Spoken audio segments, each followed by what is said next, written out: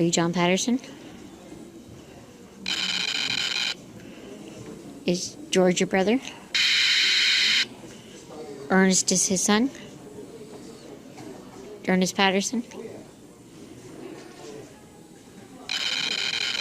Manetta is his daughter? Manetta Patterson.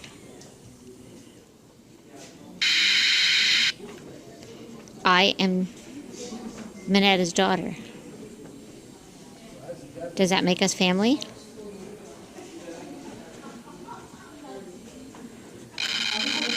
Thank you.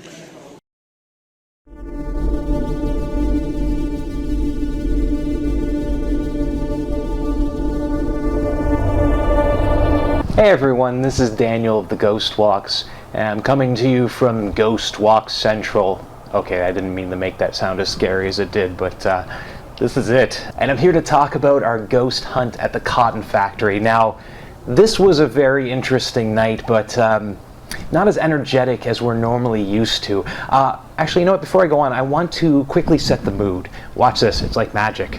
Wait for it. There we go. This is my first YouTube video. If anybody has seen the one where I talk about the Century Manor location, just ignore that. That didn't actually happen. So if there's a little bit of continuity issues, or if right now the camera is not focusing on my face because the fake candles aren't bright enough, a little bit better. Bring this closer without hurting myself. Okay, that's not too bad.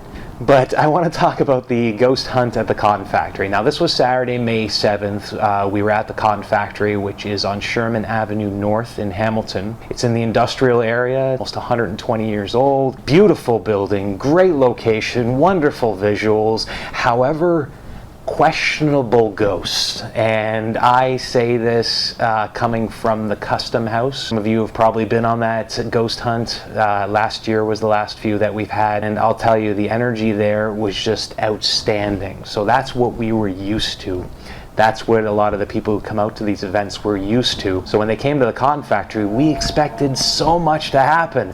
And I think that's where the letdown occurred, because it's not as energetic as the Custom House was. Not to say there wasn't their highlights, because there were. Video that I showed at the beginning here, I want to explain a little bit about that video of the Ghost Meter Pro. And when I'm done, I invite you to go back to the beginning, watch it again. But first, I want to thank Kate for sending that in. Kate has a connection to the ghosts of the cotton factory. Now, just a quick history for you guys, you know how much I love that kind of stuff.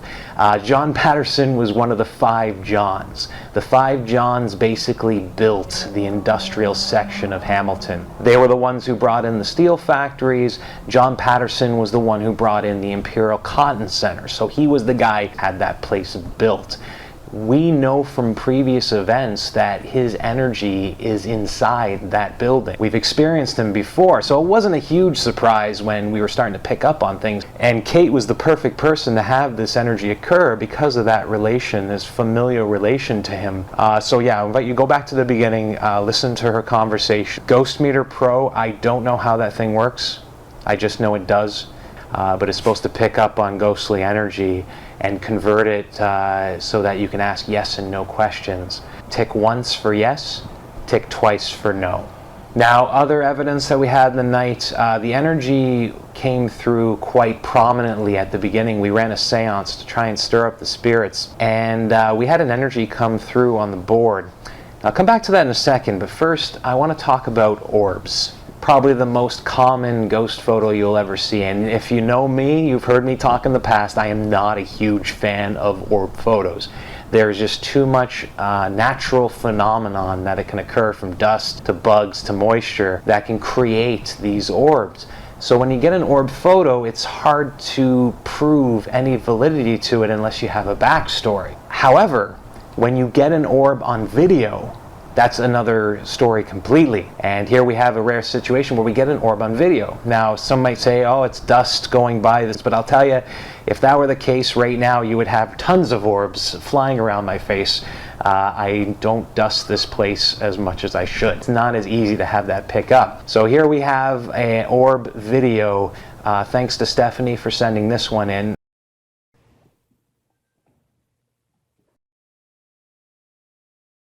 As I mentioned, orb videos, completely other story. So once again, thank you, Stephanie, for sending that. And finally, before I let you guys go, I want to talk a little bit about the basement. Now, the basement of this building is really the only focal point of these ghost investigations. The rest of the place, beautiful. I can't deny that. The history is wonderful, but not a lot of energy. And right from the beginning, when we did the seance, the Ouija board came through and mentioned the energy in the basement. A child spirit is believed to be down there. And I'll tell you, I've been racking my brain for the last little while to try and figure out what the name of that child was. I've completely forgotten. I'm sure somebody from the event who sees this video, you will be able to remind me just in the comments below.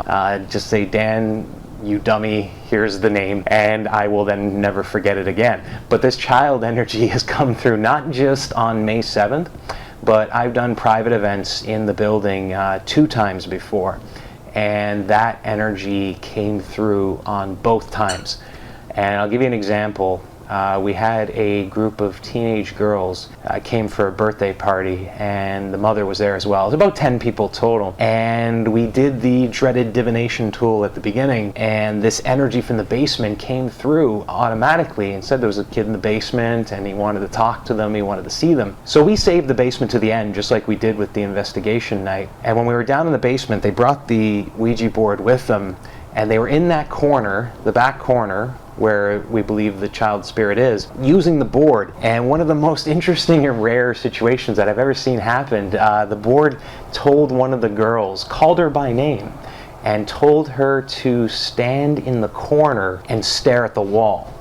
Now, spoiler alert, if anybody hasn't seen the Blair Witch Project, I'm about to ruin the ending. Guy in there, not Josh, the other guy, I forget his name as well. This is not a good evening when it comes to names for me.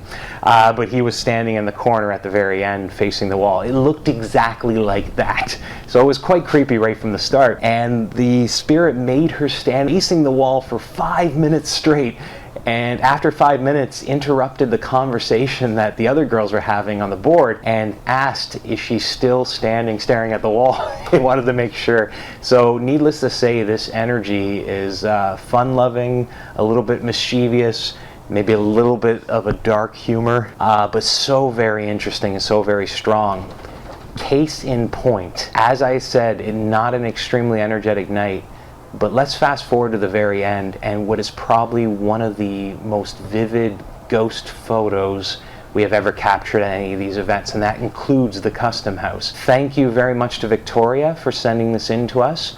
And I'm going to show you right now, I'm going to show you the first one, which is the regular shot of the same area, and then the second one, which, like every ghost photo you've ever seen, there's a bit of a blur on it, but you can obviously see it's changed.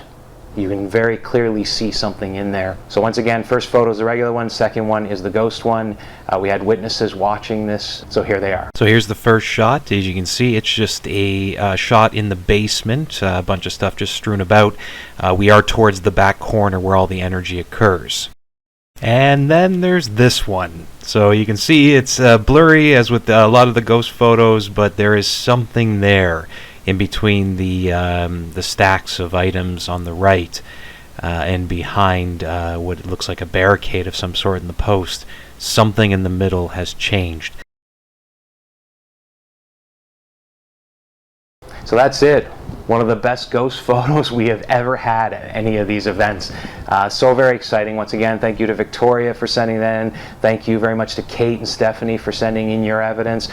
We hope so much that we can get back into the Cotton Factory in the future for another ghost hunt. As well, if anybody knows any location that is open to this kind of stuff, please do message us and let us know. We love doing these events.